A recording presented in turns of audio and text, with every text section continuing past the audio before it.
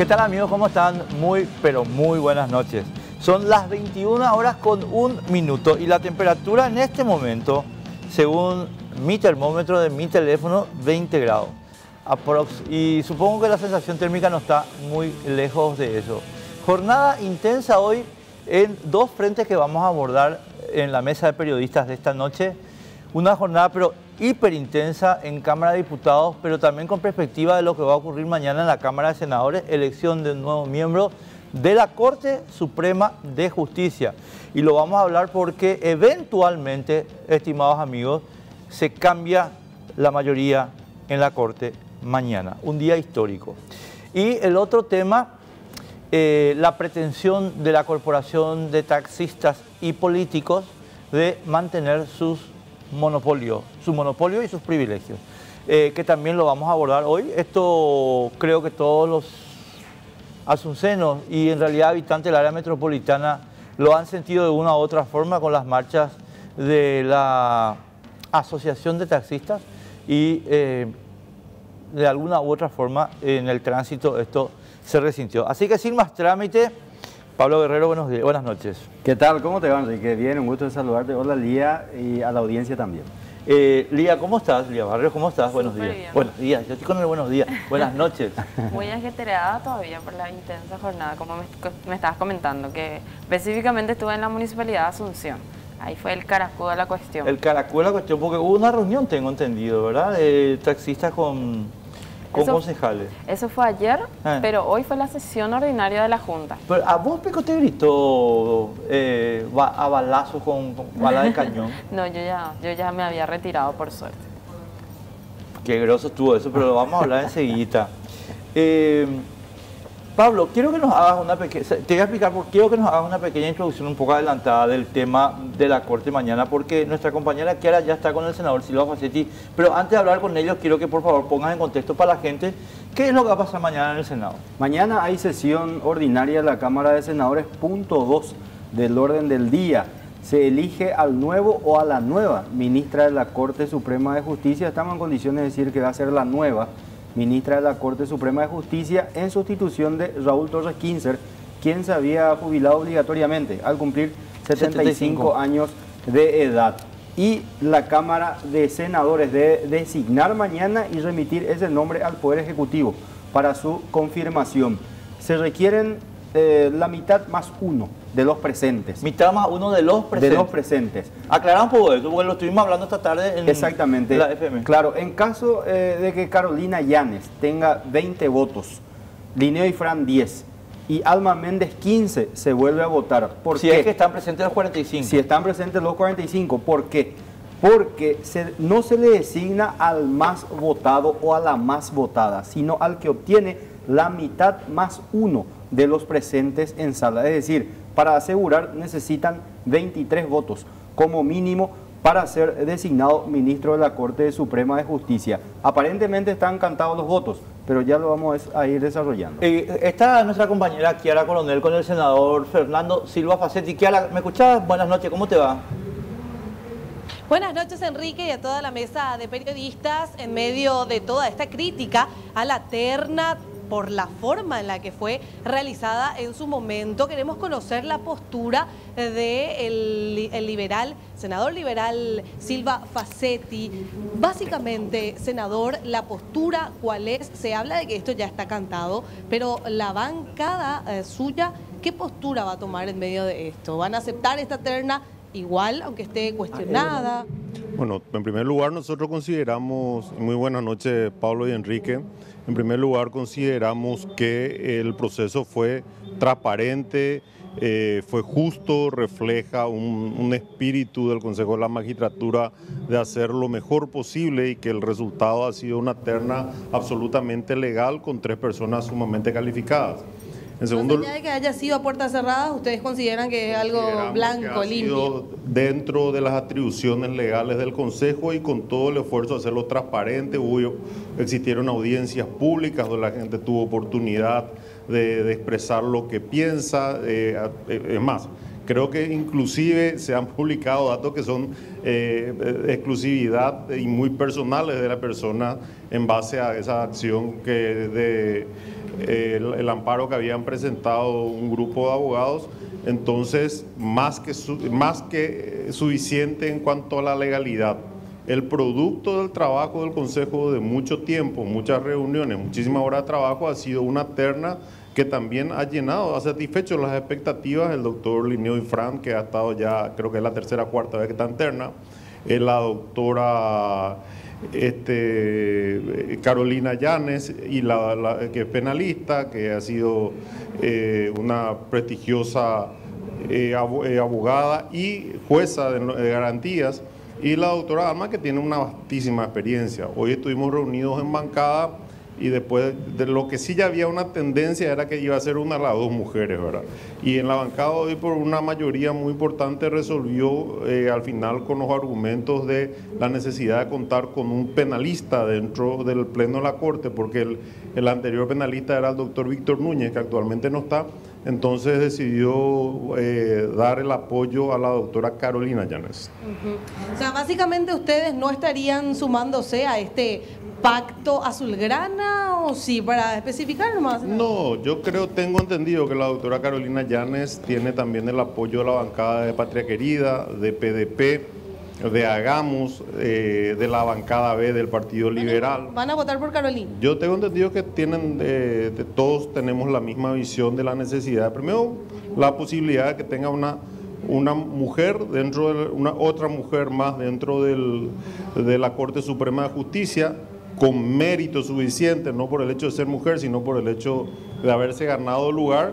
Y en segundo lugar, la necesidad de fortalecer un área de la Corte, que es el área penal de la Corte, por la cual la gran mayoría de la gente juzga a la justicia, y por la trayectoria que tiene la doctora Carolina Llanes. Entonces optaríamos, si no por unanimidad, por lo menos por una gran mayoría, por el voto a la doctora Llanes. Enrique, mesa de periodistas, el senador los escucha. ¿Qué tal, Fernando? ¿Cómo andás? Paz y amor, Enrique. Fernando, sin entrar a discutir el tema de la legitimidad de la terna, porque vos sabés que tenemos posiciones diferentes, yo creo que la sección secreta no tiene justificación, pero el voto de ustedes por Carolina definitivamente creo que deja cero duda acerca de que ella va a ser la ministra de la Corte. Es correcto, ¿verdad? Y por lo que estuve sondeando, porque hoy estuvimos en las audiencias y tuve la oportunidad de hablar con colegas de varias bancadas, yo creo que en una gran mayoría, lo que todavía no estoy seguro, que en principio también votarían por ellos, serían los de Frente Guazú, y con el voto en disidencia de la bancada de Honor Colorado, ¿verdad? Y probablemente dentro de la bancada colorada Ñetete va a haber uno o dos votos contrarios, pero el resto, al parecer, todos estarían en la misma línea. Pablo. Buenas noches, senador, ¿cómo le va? ¿Qué tal, Pablo? ¿Cómo estás? Bien, bien, un gusto de saludarte. Ahora, lo que estamos viendo es que aparentemente esto no forma parte del pacto, aunque muchos decían que sí, porque si usted dice ahora que Honor Colorado no va a acompañar a Carolina Llanes, ya sabemos esto por el caso Ciudad del Este. Entonces, ¿qué hubo ahí? ¿Una revisión de votos o les cayó muy bien Carolina Llanes? No, ya se venía de la terna anterior, venía sobre todo el grupo femenino de la bancada reclamando también por una cuestión de género la posibilidad de que otra mujer integre la Corte. Y bueno, y en esta ocasión el Consejo envió una terna con dos mujeres, de las cuales las dos de prestigiosa carrera, historial. Entonces, desde el principio ya estaba cantado que iba a ser una de las dos. Y tuvimos hace una semana una previa, y esta semana en el almuerzo de hoy concluimos y decidimos que la persona en cual vayamos a depositar nuestra confianza va a ser la doctora Llanes, después de mucho hablar también por la excelente trayectoria que tienen tanto Linneo y Alma, ¿verdad? La doctora Alma, que era la otra gran favorita, finalmente el punto que nos motivó la decisión fue la especialización que tiene la doctora Alma, es especialista en Derecho Laboral. Está actualmente la doctora Miriam, que es también especialista en Derecho Laboral, y no tenemos penalistas, ¿verdad? En la sala penal, como es penal y administrativa, está hoy el doctor Benítez Riera y el doctor Ramírez. Pero Ramírez es principalmente de Derecho Administrativo. Entonces, bueno, con esas consideraciones finalmente tomamos la decisión al mediodía. Fernando, vos sabés que de más está decir que yo por lo menos comparto el criterio que vos estás señalando, pero tengo que señalar también que yo sí creo que esto es parte del acuerdo, por lo que te voy a contar a continuación, o por lo que te voy a comentar a continuación, y sobre lo que quiero obtener tu punto de vista. El hecho de que ustedes hayan decidido votar por Carolina, a mi modo de ver, muestra una consolidación del entendimiento entre ustedes y Añetete, y también muestra un alejamiento cada vez más definitivo, yo no sé si irreversible, pero sí importante, de ustedes con respecto al cartismo. Blas me decía la vez pasada que estuvo en las 7:30 en estudios, yo no tengo jefes, y vos sabés que yo le creo a él eso. Lo que pasa es que sus alianzas son de repente muy complicadas, pero ¿compartirías por lo menos parcialmente esta lectura que yo estoy haciendo o no? No, el tema de la Corte no fue parte de ningún acuerdo, porque ya viene de un tiempo atrás, cuando se decidió la terna de Jiménez y Ramírez. Existe una tendencia de ir consolidando, ¿verdad? De que realmente, por ejemplo, si hay 40 candidatos, ya no puedes traerle al candidato 24, ¿verdad? Tienen que estar por lo menos entre los 10 mejores. Y obviamente cuando estás entre los 10 mejores ya tenés la seguridad de que estás hablando de un probable buen candidato a la Corte Suprema o algún otro cargo importante que deba por su importancia pasar por el Consejo previamente, por el jurado, perdón, por el Consejo y por el Senado.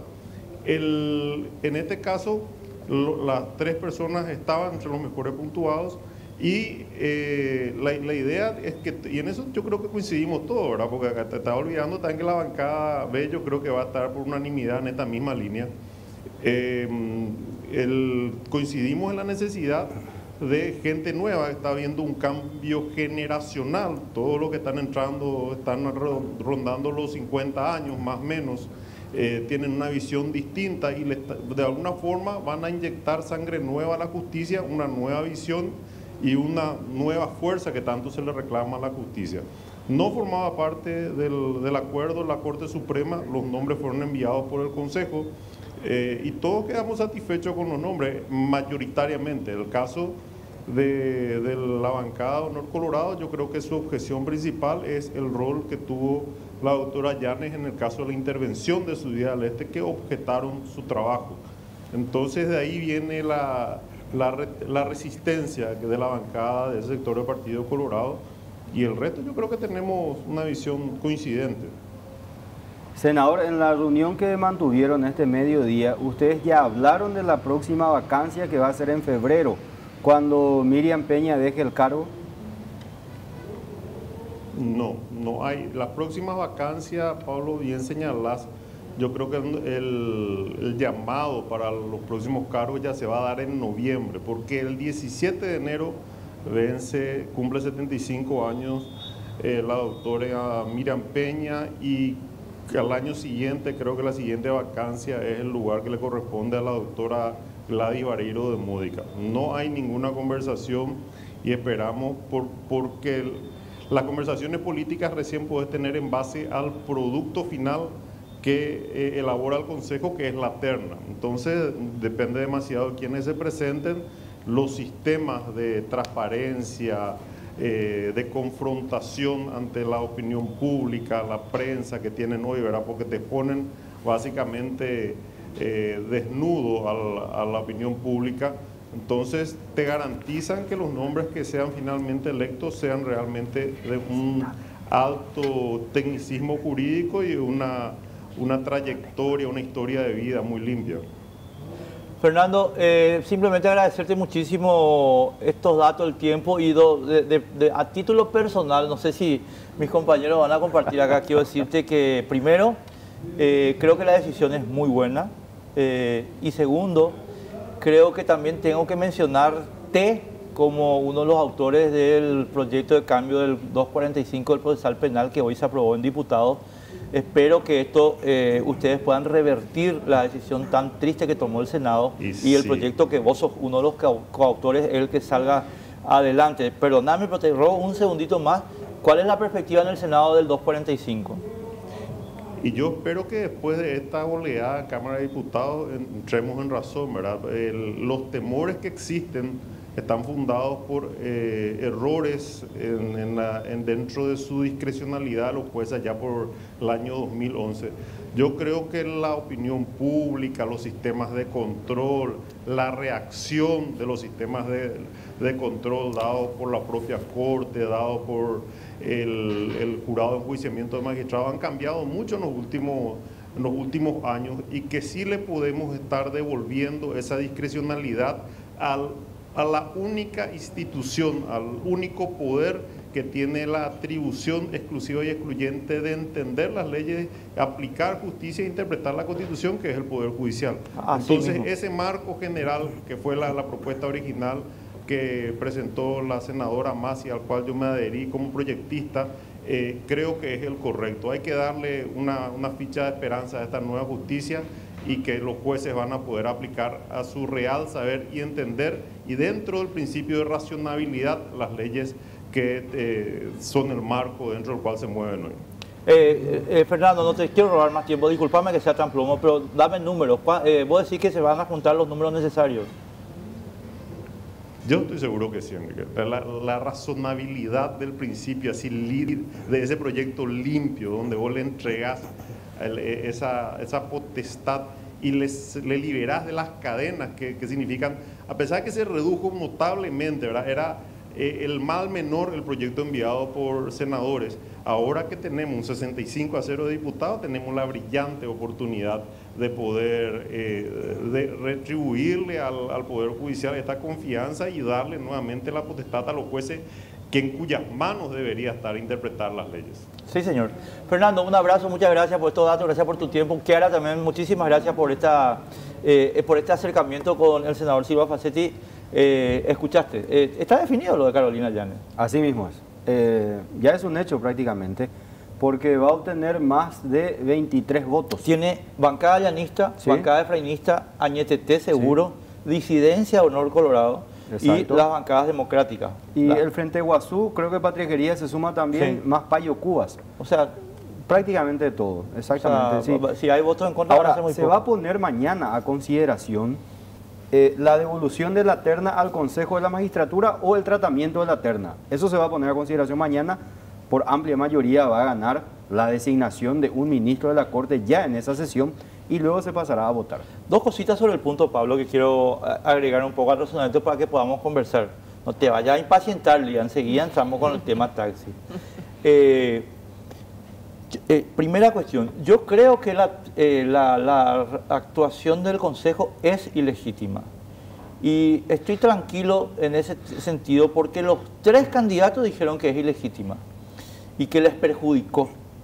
El secretismo del Consejo les perjudicó. Espero que la unanimidad de los tres candidatos sobre que esto les perjudicó sea una base para que nunca más hagan esto los del Consejo. Claro, lo que pasa es que al Consejo de la Magistratura le salvó el hecho de que los tres candidatos son muy buenos. ¿Qué hubiese pasado si aparecía uno de los tres? Más lindo, un malandrín. ¿Qué hubiese pasado? Íbamos a sospechar que en el corte de audio ese se filtró un nombre. Claro. O alguien llamó y ordenó que se le ponga fulano. Acá, mira, vos sabés que en el curso de estas últimas semanas que estuvimos hablando con los candidatos, ¿verdad? Le llegué a conocer y a apreciar a Alma Méndez. Pero el Consejo no explicó por qué Alma Méndez pasó del 20 y tanto al número 2, claro, o al 3. Esas son cosas que no deben volver a ocurrir. Claro. En este caso, ser y parecer. Exacto. El Consejo no tiene que dejar ni una mínima duda de las decisiones que adopta. Tampoco explicó por qué Casañas Levy tenía 100 y bajó a 60. Claro, es tampoco. Decir, ¿por qué en 15 días perdió tanta honorabilidad que hizo? Exacto, así, ¿verdad? Pero es así mismo. Y después otra cosa que tiene que cambiar el Consejo, estimados amigos, es ese test psicotécnico que le llaman. Y esto lo digo también ahora ya con mucho más tranquilidad porque el doctor Vasconcelos explicó perfectamente la vez pasada eso en detalle. Ese test psicotécnico, estimado amigo, que entre paréntesis es de una empresa de los primos de Criscovich. Criscovich, miembro del consejo, empresa de primo Criscovich, licitación 300 millones de guaraníes. Todo en familia, muy simpático. Ese test es inconstitucional, no tiene por qué estar ahí. No es, y para la gente que dirige esa empresa, que es Jobs. Yo les quiero explicar una cosa. Yo entiendo que ustedes tengan una empresa, señor, señora, dueños de Jobs. Lo que no entiendo es que no tengan ni un poco de cultura. Porque tener una empresa para elegir empleados de supermercado no te habilita a elegir ministros de la Corte Suprema. Y si tu primo te da el gancho de tener que elegir ministro de la Corte Suprema, por lo menos lee qué significa ser ministro de la Corte Suprema y no le mandes a esa gente un examen para empleados de supermercado. Esta empresa tiene que ser inmediatamente descontratada y nunca más tiene que haber una cosa como esta. Jobs, se llama Jobs la empresa, es de los primos de Criscovich en el Consejo de la Magistratura. Está muy mal, todo, ¿entendés? Todo negocio. Claro, lo que pasa, Enrique, es lo siguiente: cuando estamos hablando de administración de justicia, es decir, juez, camarista, ministro de la Corte, juez de paz, etcétera, etcétera. En las clases de Derecho te enseñan muchas cosas. Ahora, hay cosas que no te pueden enseñar y no hay máquina que pueda definir tu personalidad. Solamente cuando estás en el terreno de la acción. Por ejemplo, el coraje, uno de ellos. Nadie te enseña coraje. ¿Y cómo medís coraje en ese test de porquería? No se puede. Imposible. ¿Entendés? Imposible. O sea, ¿y cómo medís carácter? ¿Y cómo medís...? Claro. O sea, vos aprendés de Rómulo y Remo hasta la última acordada. Hasta ahí, ¿verdad? Ahora, sí te ponen a prueba, digamos, cuando rendís un examen oral y no estudiaste bien y estás temblando como una hoja frente a una mesa examinadora muy exigente. Pero cuando tenés que firmar una resolución que le va a afectar, por ejemplo, al presidente de la República. Ahí te quiero ver. Exacto. ¿Te tiembla o no te tiembla la mano? A ver de qué te sirve tu examen de Jobs. Y una última cosa que yo quiero agregar sobre este tema, amigo, y para hablarlo acá con Pablo, porque eso también tenemos que dejarlo claro los paraguayos, que estamos madurando bastante rápido sobre cómo viene el proceso democrático. La designación de un ministro de la Corte, estimado amigo, voy a llover sobre mojado, pero voy a decirlo, Pablo, porque es un tema político. Lo que no es un tema partidario. Es un tema político, se resuelve entre factores políticos, pero nunca debió ser lo que llegó a ser en nuestro país, que es un tema de resolución partidaria. Carolina Llanes, que va a ser ministra de la Corte, tiene que ser elegida por las políticas que va a desarrollar. Y ustedes le escuchaban al senador Fernando Silva Facetti: queremos que ella vaya a la Corte porque queremos que integre la sala penal. Política penal, artículo 245, por ejemplo. Política penal, sistema penitenciario, por ejemplo. Política penal, ¿qué hacemos con la marihuana? Por ejemplo. Esas son las cosas que tiene que explicar un candidato a la Corte y no, lamentablemente como es acá, si va a responderme a mí o a Pablo o a Lía.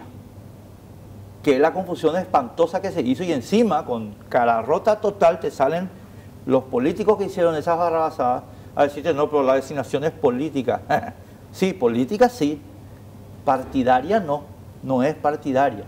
Creo que había que decir esto también, Pablo. Claro, hoy Carolina Llanes, en su exposición ante la Comisión de Asuntos Constitucionales del Senado, ella abogaba solapadamente por la modificación del artículo 245 del Código Procesal Penal. Que estamos en eso. Ella dijo: hay que devolverle el poder a los jueces.